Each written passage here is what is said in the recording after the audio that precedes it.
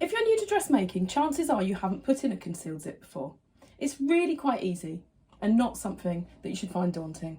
In this video, I'm going to show you how to put the zip in, how to finish it off at the top, and how to make it perfect on the inside for a neat finish.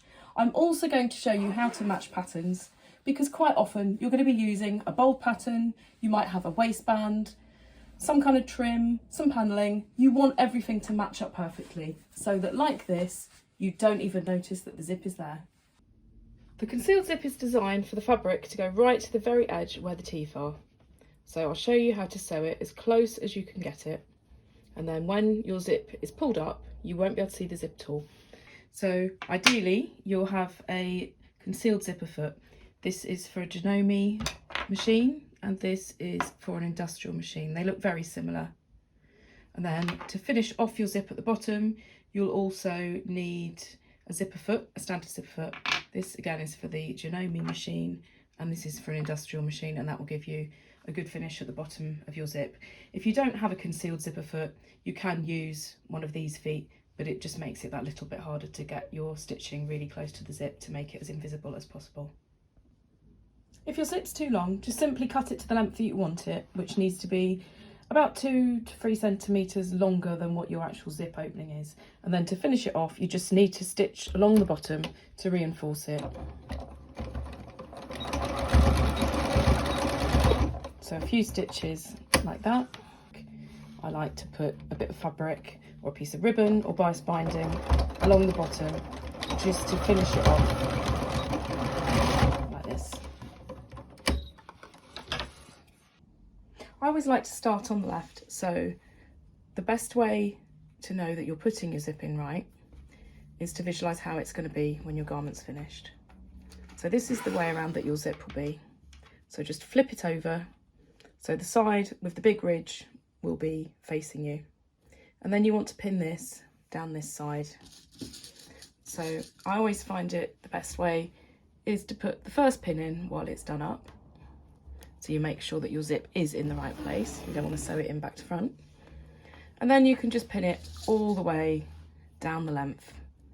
You can just sew it in without pinning it first, but what you don't want to do is stretch or pucker your fabric as the zip goes in. You want it to be sitting perfectly flat.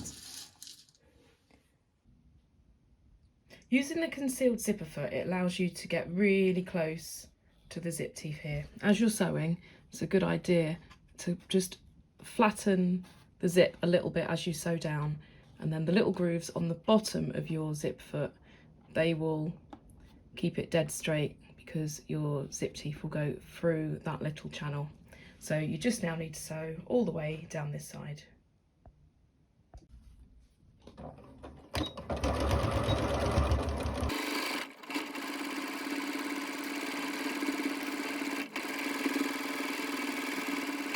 So sew as close to the bottom as you can get, and then do a few reverse stitches, and that will secure your zip.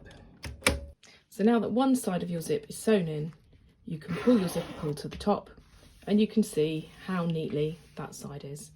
The next step is to put the other side on. And I won't lie, this is never easy to line up perfectly when you have something like a waistband panel or a stripe or a pattern match. I'll show you how to line it up perfectly. To start with, just get it roughly in the right place and fold over your seam allowance and line it up where it looks like it needs to go.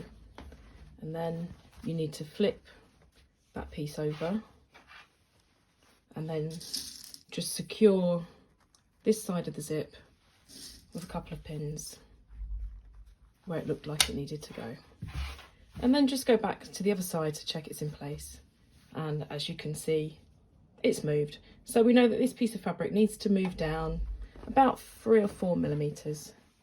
So we just play around with it, moving it until we get it in the right place. So let's try again. And now that looks much better. So what we need to do is we need to continue pinning to the top and to the bottom. And I always like my pins in the direction of sewing, and we usually start from the top. So we need to just pin on this side with the pins going this direction. We'll replace these pins to ones going the right direction. And then we'll continue pinning to the bottom, just like we did on the other side, making sure we don't stretch the fabric or pucker it. And as you can see now, we've turned it over. It matches pretty well.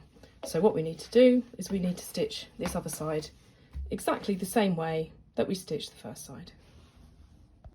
So sewing this side, our zipper feet are going to be in the opposite channel on the zipper foot, but we just sew exactly the same all the way to the bottom as far as we can go.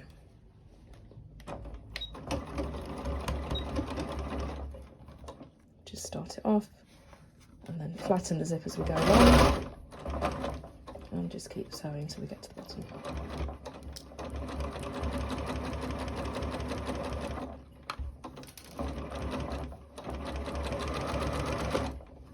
Just be really careful when you go over the bit that you've matched up that it doesn't slip.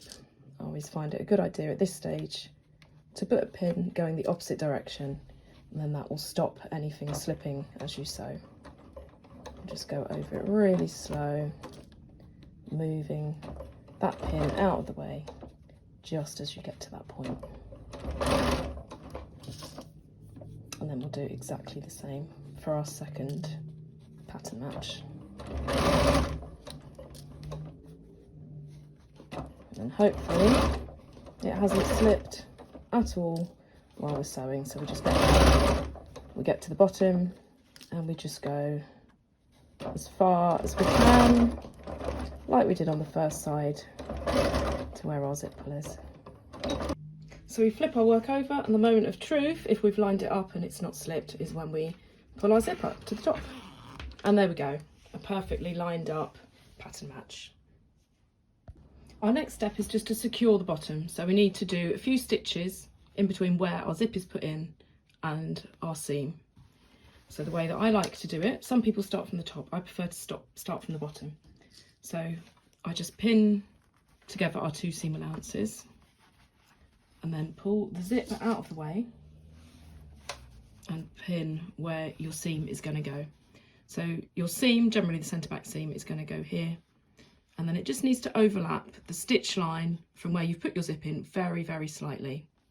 It's quite fiddly. Once you've done it a few times, you get the hang of it. So using the standard zipper foot, we no longer need the concealed zipper foot. We need to have the foot to the left and the space to the right, and then line up your seam allowance with your seam allowance guide and lower your foot, and then lower the needle. So everything is lined up perfectly. We can now take that pin out, and then all we need to do is just a few stitches. Just go slowly because you don't want to go over your zip, and you want it as close to that stitch line as possible. So we just overlap by a few stitches, and then we just fix it with a few reverse stitches. And you can see now that at the bottom of the zip we've got the concealed zip, and then it goes into a little bit of the seam.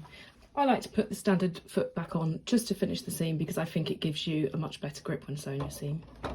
So just continue down the back seam from the little bit of seam that you've just done all the way to the bottom, and then secure with reverse stitches, and your zip is in. Now your zip is completely in, you've got your seam at the bottom. We can test it by going up and down, but you can see the zip's securely in, it doesn't go any further than that, and it all sits perfectly. And at this stage I always think it's good to give it a good press before you start putting your lining or facings in. You now need to put the seam in your lining to match up.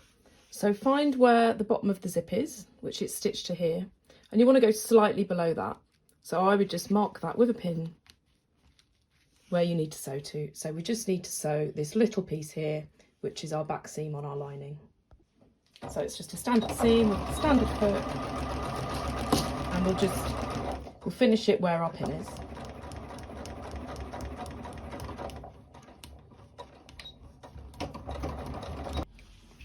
So let's imagine that this is the back of our dress, this is our waistband, and this is our top edge, and we're making a fully lined garment.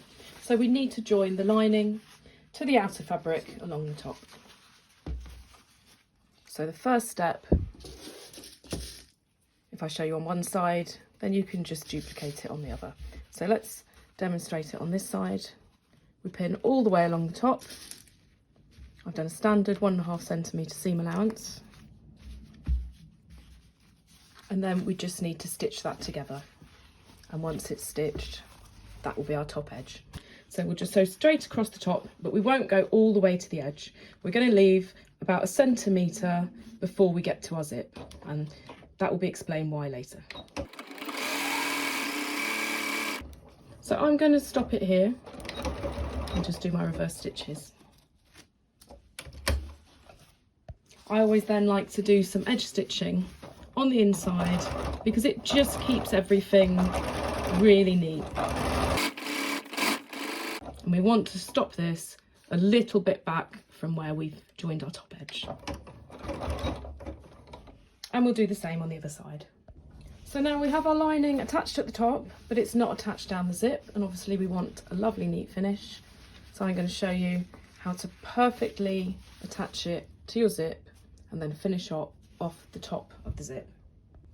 So we now need to join our lining all the way down the length of the zip. So it's easier to put the lining underneath, and again using the overlocking as a guide, just pin down the length of the zip, the lining underneath and sticking out by the width of that overlocking, which is around 5 millimeters. And we just go as far as where we've put our zip in, and we'll stitch as far as we can go to. We're going to use the standard zipper foot to sew down this side. So we just need to go around 5 millimeters to the right of where our stitch line is from where we inserted the zip. And we just need to go that whole length.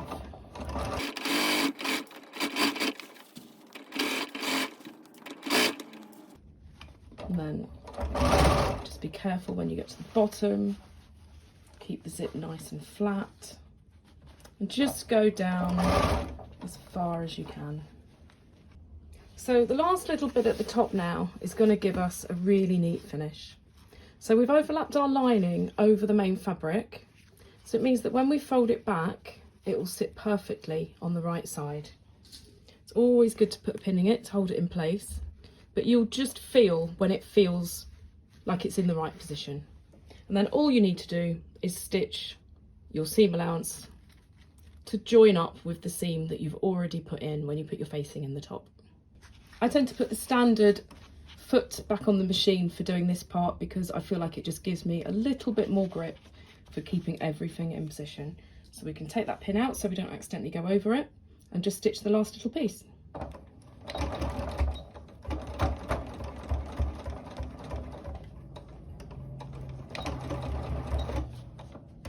And there we go. And then once we've done that, as you can imagine, once you turn it the right way around, this is like a corner. So we just need to trim all of our excess so that we can turn it around. And we need to do exactly the same on the other side of our zip. So now we've finished off both sides and we've done our trimming, we can turn it all the correct way around and see how it looks. And there we've got our perfect zip. Finished around the top, perfect around the lining on the inside, just needs a little press so that the lining doesn't get caught in the zip when pulling it up and down, and perfectly finished facing at the top. And then I would just sew a hook and eye at the top so that when you're wearing it, it doesn't pull open. And you can see that even putting a white zip in this, when it's concealed, you really don't see it. You might see it a slight bit as you wear it, but that's as much as you see even with a contrast one. If we'd used a yellow zip, it would look absolutely perfect.